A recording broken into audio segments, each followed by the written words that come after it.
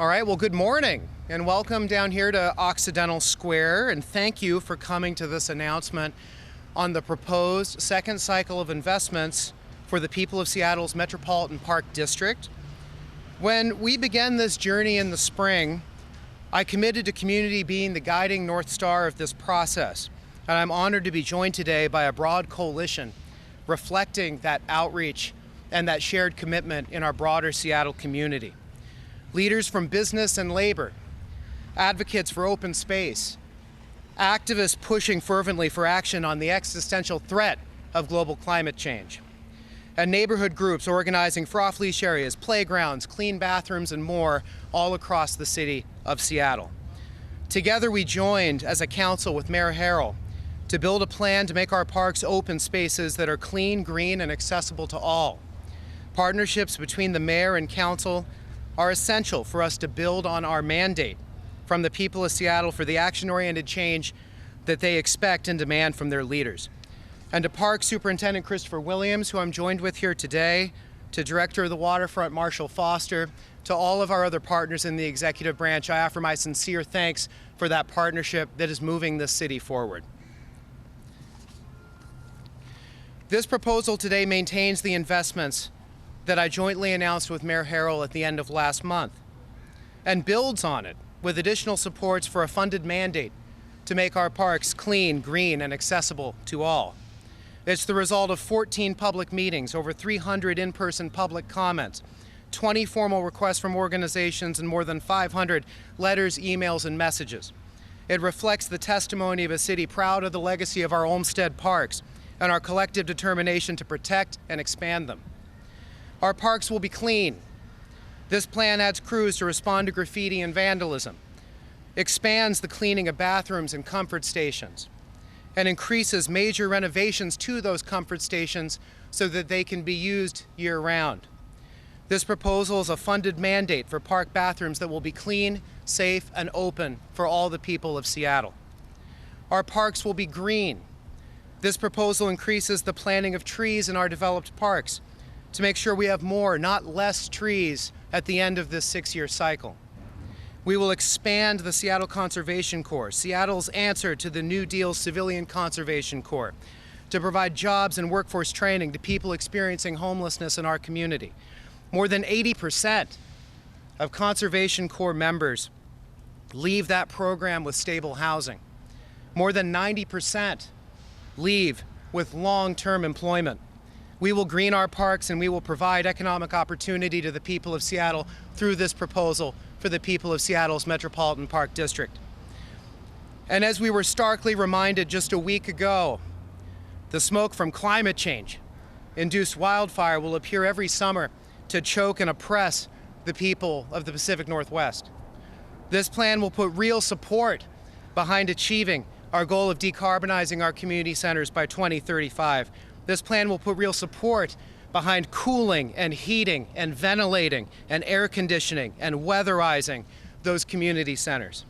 Because the legacy of this generation that we have inherited can't be the legacy that we leave behind to future generations and our children. Together under this plan, we will build community centers that truly center community. Our parks will be accessible to all. For decades, most park matching funds required community fundraising to upgrade equipment and expand amenities. Under this plan, we will double the equity fund to $3 million a year and require no neighborhood match for meritorious programs. Every community in Seattle deserves playgrounds, pocket parks, walking trails, and public art. This plan puts resources behind that commitment. Perhaps the most revolutionary contribution we're going to fund through this plan is the opening of all of our comfort stations in our park system. Out of 129 bathrooms in our parks, 60 are only open seasonally. Through this plan, we will open them all year-round to make our parks truly accessible to all the patrons who use them. We will build on our work through the Urban Park Partnership with the Downtown Seattle Association to program and activate our parks. And under this proposal, we will double the resources for neighborhoods outside of the downtown core to realize those same partnerships with the city of Seattle. And now I am proud to be joined by a broad coalition of members who will highlight, members of our community, who will highlight some additional components of this plan, who will talk about how this Metropolitan Park District is going to impact our broader community.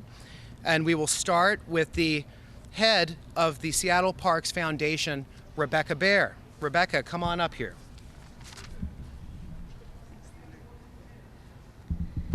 Thank you very much. I want to first start off thanking both Mayor Harrell, Park Board President, and all of the members of the Park Board for their commitment and investment in time and energy listening to the community for this second cycle of the Park District.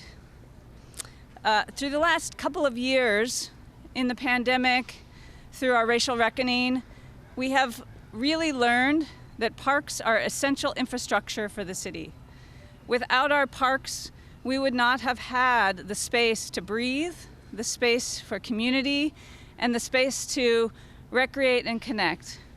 So it's really a critical moment in time for us to invest in those parks. Our parks have been loved and overloved over the last couple of years, and they really need additional investment to ensure the longevity and future health of our city.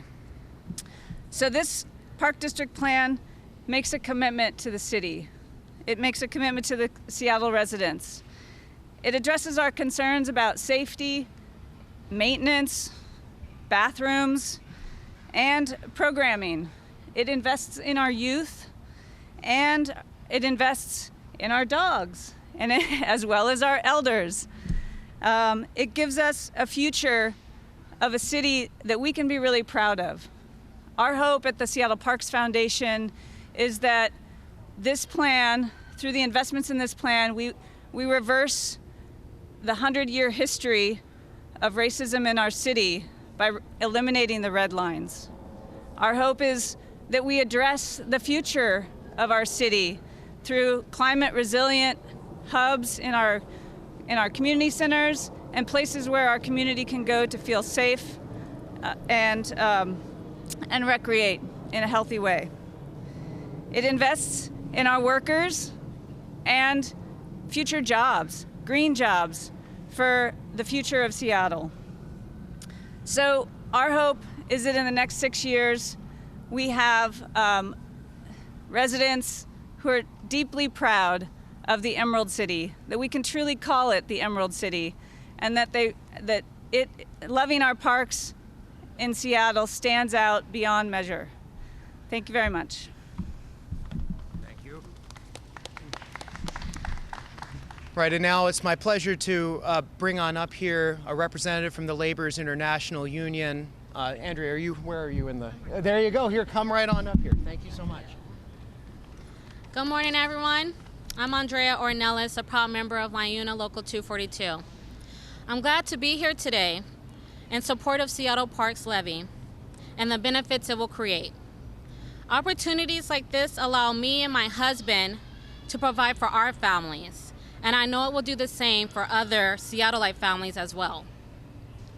Expanding the Seattle Parks Levy is an opportunity to implement the city's own equity goals by establishing resilient centers to communities most impacted by pollution.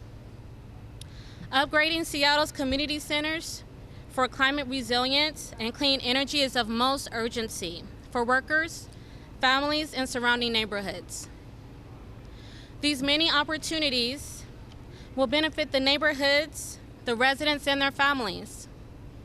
Creating jobs by expanding the hours of several community centers, the users will have these centers increase the access to these services and programs that each has to offer. This increased access and jobs they create are a win-win for the community. Building pathways and career opportunities through Seattle's priority program will give Seattle residents an expanded opportunity to work on projects covered by this levy. Having access to livable wages and on-the-job training by state-registered apprenticeship programs, the community can upgrade their own homes with own air conditioning, own heat, and while having health care, a pension, sick leave, and more benefits for their own families. Thank you.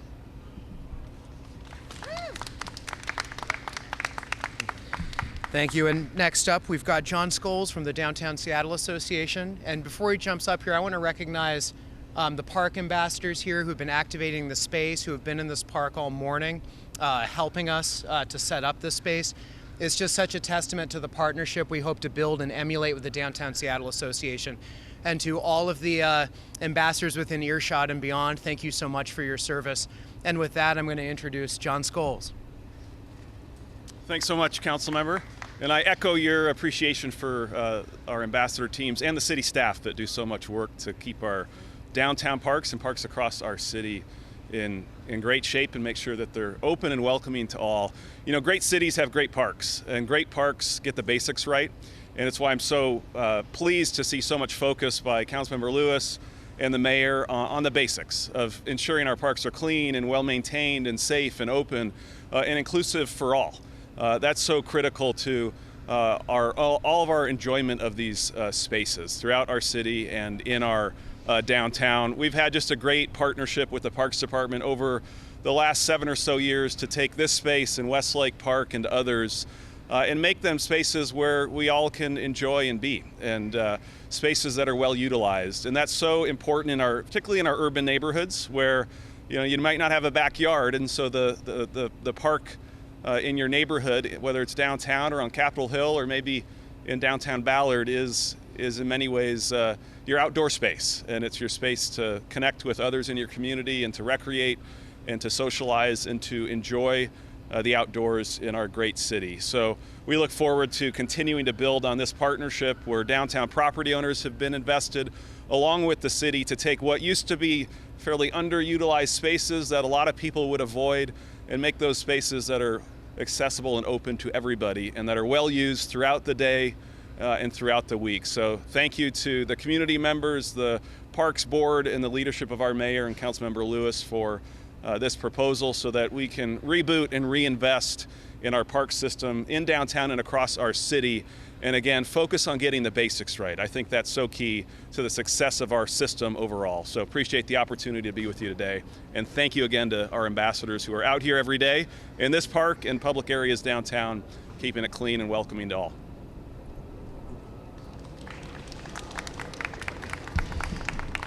Thank you so much. And I want to bring up, as our next speaker, the Secretary-Treasurer of the King County Labor Council, Katie Guerra. Katie?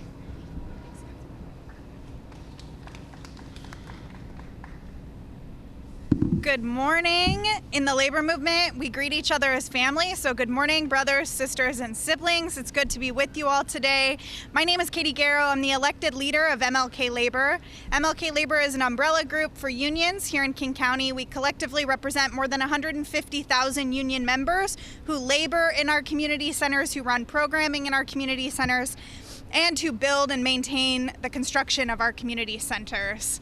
I want to acknowledge and thank the broadcast professionals who are covering this press event today. Thank you. A free press is critical to a democracy. Thank you to your union, SAG-AFTRA, IATSE, and IBEW.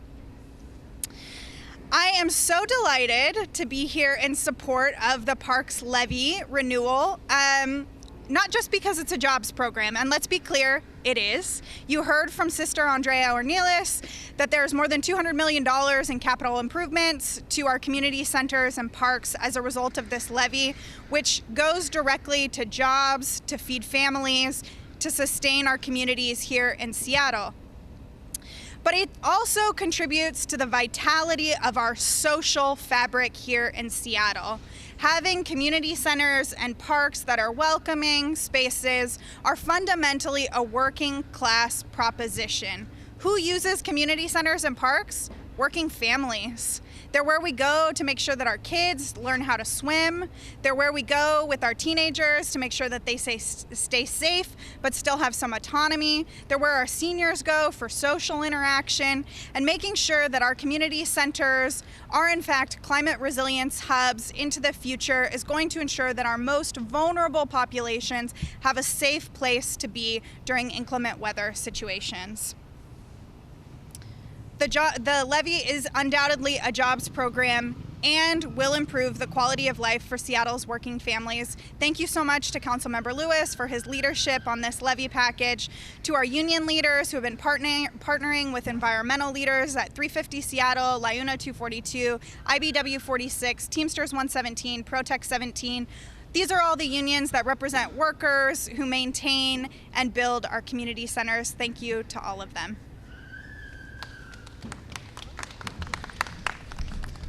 Okay, and now I'm proud to introduce the former Secretary-Treasurer of the King County Labor Council, and now the Executive Director of 350 Seattle, Nicole Grant. Nicole, come on up.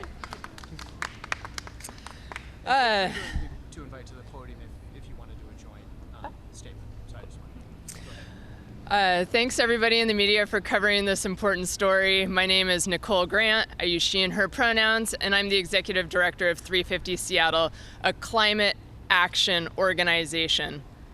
And we have gratitude to all the elected officials and city leaders that brought us this parks levy. I think we know that climate change is no longer a future problem, it's a now problem. We had 6 people die in the heat wave this year. Over 80 people died in the heat wave last year. We need to be able to have public, welcoming places that are safe from heat waves, from wildfire smoke, places that can provide emergency power during power outages that are concurrent with heat waves. And this levy does that. We have a chance to build climate resilience hubs at 13 community centers in every neighborhood of Seattle. Whether you're at High Point or Van Assel or Green Lake or Lake City, this levy makes places that people can go and recreate, enjoy themselves, like you're supposed to at our parks, as we face this climate challenge. So thanks everybody for being here and making this happen. All right, and then is Lisa Howard from Alliance for Pioneer Square back here yet? Yeah, I don't see Lisa yet. So we were going to be joined, or are going to be joined later this morning by Lisa Howard with the Alliance for Pioneer Square, who the neighborhood that is graciously hosting us on this early autumnal morning. She has not arrived yet, so I'm happy to go ahead and recognize just a few more of our community stakeholders who are here. Very honored to be joined by Alec and Paul, along with their four-legged companions Houston and Jupiter, who've been organizing for an off-leash area in the West Seattle neighborhood for years that we are going to be able to deliver in this levy renewal. Houston, Jupiter, Alec and Paul, thank you for coming out. It's great to have you here, and I look forward to that off-leash area in West Seattle. I want to also recognize we have some folks from Friends of the Waterfront. Joy, raise your hand back there. We got Friends of the Waterfront in the house. Our advocates for programming and maintaining the marquee new waterfront park that is going to be a defining component of Seattle's built environment. Thank you for being here, and thank you for your partnership on putting together this Metropolitan Park District proposal.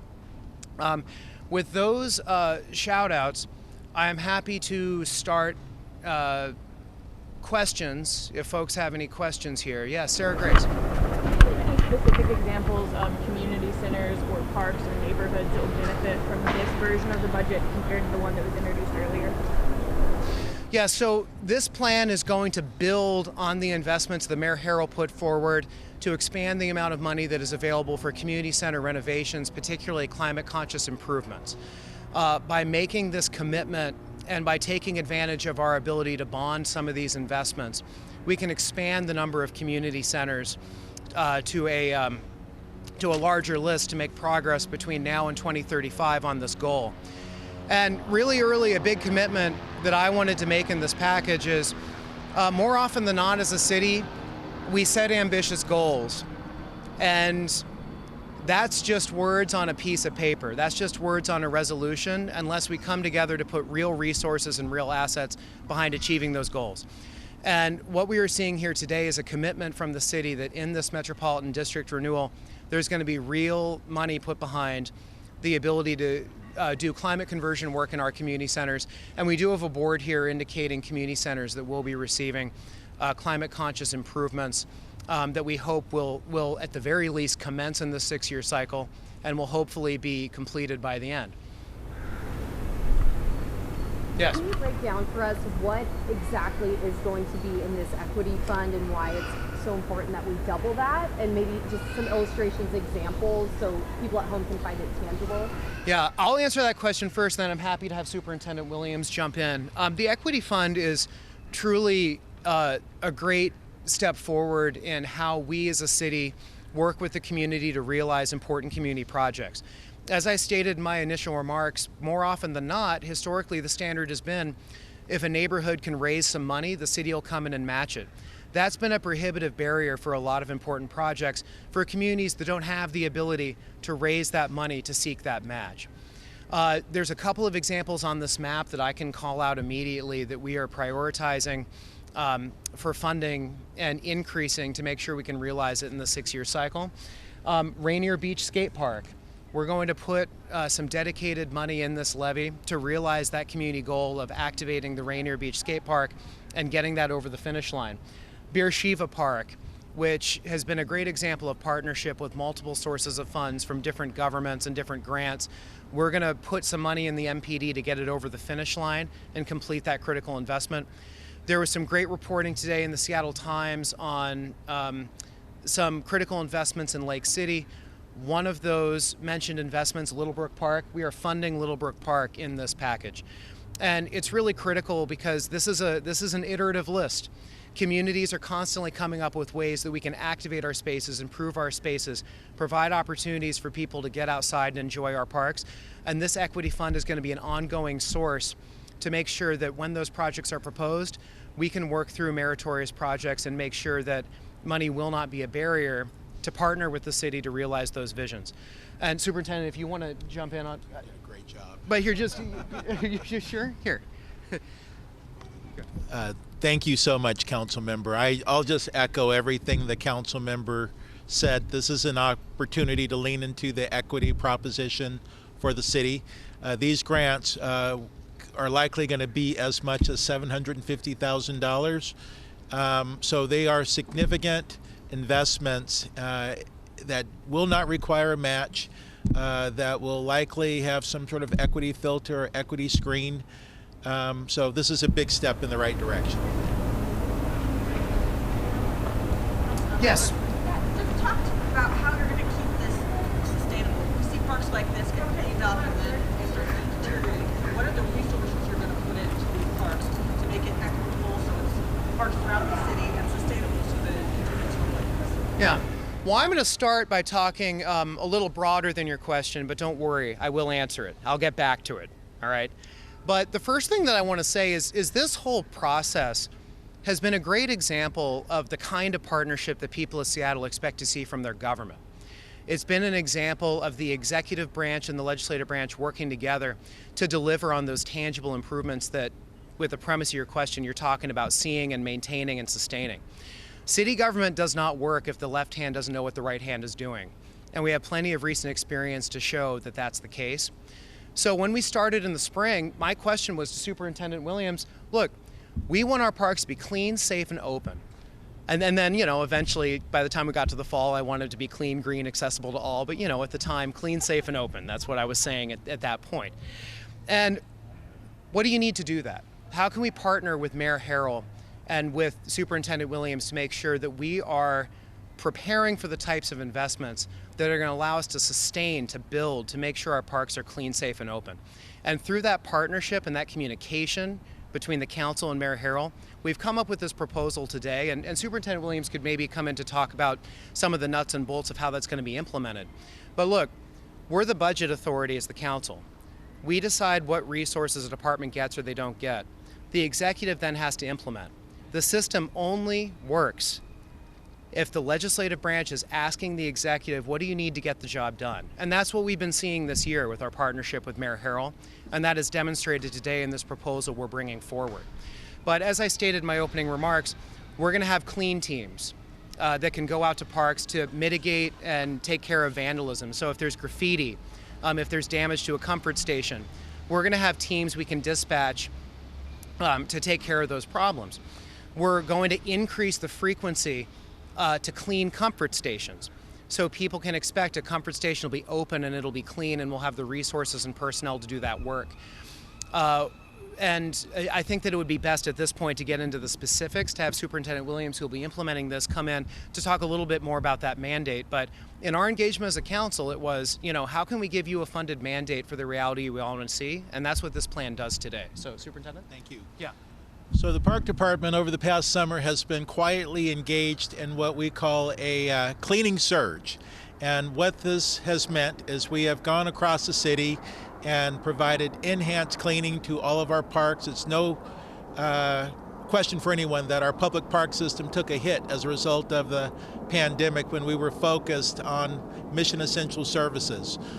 We took this past summer to really double down on basic maintenance in order to ready the system to be able to take on these new investments Councilmember Lewis just described. So we're going to have increased graffiti removal. We're going to have an after-hours crew that will work 7 days a week after hours to respond to vandalism, graffiti, enhanced maintenance and cleaning. We're going to double down on the investments in cleaning comfort stations and public restrooms.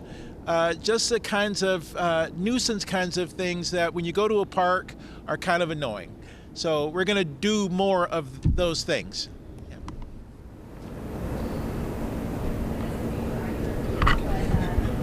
Since it was discussed that there could be potential return of the park rangers, specifically, Councilmember, where do you stand on that? Because there are concerns that these rangers would just be like SPD light and would move and quote-unquote squeeze people around.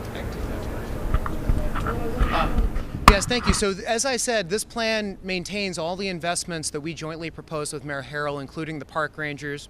I spoke extensively at the press availability in August about the need for park rangers and my support for that program. That support still stands here today.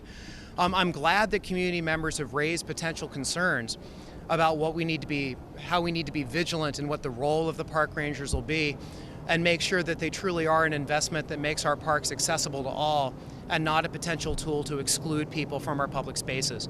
Councilmember Herbold spoke in great detail last week in open session. I encourage everyone to go watch it if you want to see it in its entirety, about the journey and the process we've gone through as a city on the role and the scope of our civilian, unarmed park rangers. That in 2012 there was a negotiated agreement between the public defenders, between the city, between the parties, to make sure that park rangers were a diplomatic source of service for all the patrons of our community, to make sure that only in incredibly extreme circumstances would they issue a citation or an exclusion. We have shared the statistics we've received from the Parks Department that in 2021 only one citation was issued total by our park rangers. And I personally went on a ride along with the park rangers, and the only interactions I saw between park rangers and members of our community experiencing homelessness was wellness checks to make sure they were doing okay. I didn't see anything coercive. I saw them being a source of comfort and a diplomatic source of presence from the city to make sure all of our community members have a conduit to social services and to the kinds of dignity they're allowed. The ranger I went on the ride along with, Sandy, told me that on one instance she has had to apply Narcan to a community member who was experiencing an overdose. It was certainly important to that community member that we had a ranger working on that day. So I stand by this program. We are going to work with community in the resolution that we're drafting to acknowledge these policies, to make sure that they continue to be how we operate as a park system. But I will let Superintendent Williams fill in if there's any additional details. But we are taking these community concerns very seriously and working to address them in the program. I would just add that part of the success of the Park Ranger program is ensuring we hire the right people. They've been very successful at gaining voluntary compliance, meaning that they literally hardly issue any citations or any written warnings. they work in parks downtown every day and therefore get to know the patronage in the park. And I think just building on that kind of relationship connectivity, they've been very effective. So we'll continue to find the right people to do that job. Sarah Grace, you've been very patient. Thank you. What's the difference in cost of your plan versus what was introduced in August, and how does that affect the levy? Yeah, thank you for that question. So the plan that we jointly announced with Mayor Harrell went up to about 38 cents per $1,000 of assessed value. This plan is 39 cents. So it is a slight increase. For the average homeowner in the city of Seattle, this plan will be, for 2023, a little bit less than $1 a month more than what the joint plan we announced with Mayor Harrell was. So is that sufficient for answering the question? Yes, so the current levy amount is about $150. This new total for the average home value in Seattle, which is $860,000, will be $342 a year in the total assessment. Yes.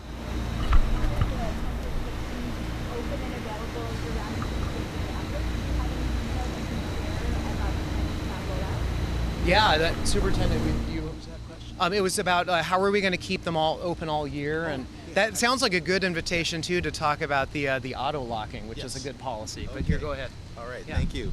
Great question. So this is a multi-layered strategy. One of the strategy components will include an auto locking mechanism, and this is a sort of a computerized, centralized locking feature. Currently, we contract with a security service that goes around and locks up comfort stations, and as you might imagine, we've got so many across the city, it's hard to get to them. One of the big changes that will happen is that currently comfort stations have to be winterized so the pipes don't freeze. We will make some mechanical adjustments to plumbing to insulate those comfort station plumbing systems so that they can be kept open full time. We will also add increased levels of staffing. So we've got more people it's not just good enough to have comfort stations that are open, they have to be clean and usable for the public. So it's sort of a three-tiered approach.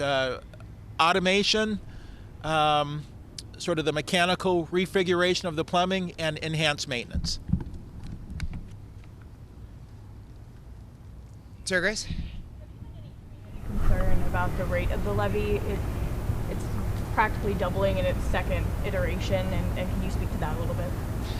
Yeah, well, as I mentioned earlier in the presentation, we had very extensive outreach as part of forming this plan.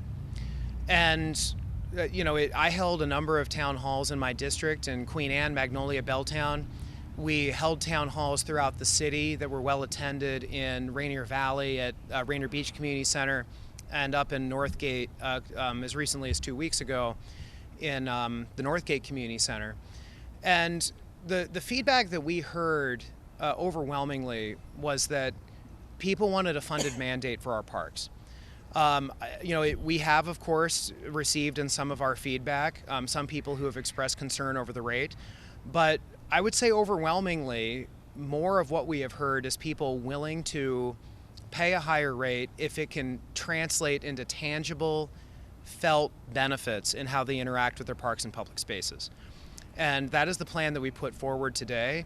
Part of what we're going to be talking about over the next week and a half as we move towards confirming this are some of the accountability measures that we are going to put into this levy to make sure that we are in a position where there's performance auditing of some of these investments, that we're working with the Parks Department on metrics tracking to make sure that the things that we are putting out there that we want to fund as the budget writers, as the council, are the things that are getting implemented.